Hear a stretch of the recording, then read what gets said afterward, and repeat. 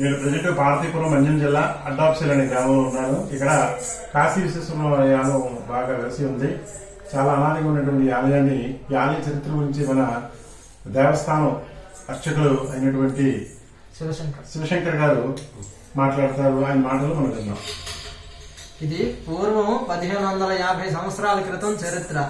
సుమారు ఇప్పటికి 450 సంవత్సరాలు అయ్యింది. ఆ పూర్వంలో 450 సంవత్సరాల క్రితం గర్భిదాస్ బాబాజీ గారు బ్రహ్మచారి ఉండేవారు.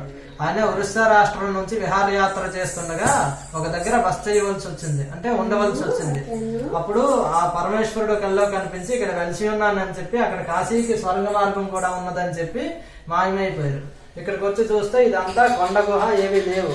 అప్పటికి ఇదంతా అడవిగానే ఉండేది. ఆయన ఇదంతా వెతికి చూస్తే ఇక్కడ శివలింగం కనిపించింది. అక్కడ కాశీకి స్వర్గ మార్గం కూడా కనిపించింది. ఆయన తపశక్తి ద్వారా ప్రతిరోజు ఆత్మని విడిచిపెట్టి కాశీకి వెళ్లి గంగాజలం తెచ్చి అభిషేకించేవారు స్వామి వారికి. అలా జరుగుతుండగా ఇది హఠాత్తుగా పెద్ద పెద్ద శబ్దాలు వినిపించడంతో ఇది అక్కడ పైనుంచి దొర్లుకు రావడం గమనించారనమాట. ఇది అక్కడ పడిపోతుందేమోనని ఆయన వీపడ్డు పెడితే ఆయన వీపు అచ్చుపడి ఇలా ఏర్పడింది ఇదంతా కూడా. అది యజ్ఞోపవీతం ఆనవాళ్ళు అచ్చుపడ్డాయి అప్పుడే కూడా.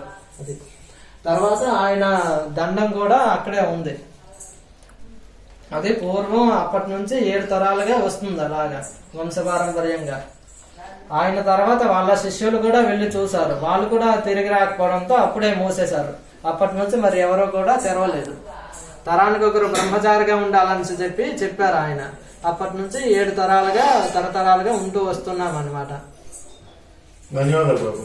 ఇది అడ్డంగా, ఇది గాల్లో, ఇది ఆయన అడ్డుకున్న తర్వాత ఇది గాల్లో ఉండిపోవడం వలన అడ్డంగా పడింది కాబట్టి అడ్డుశిల అని పిలిచేవారు.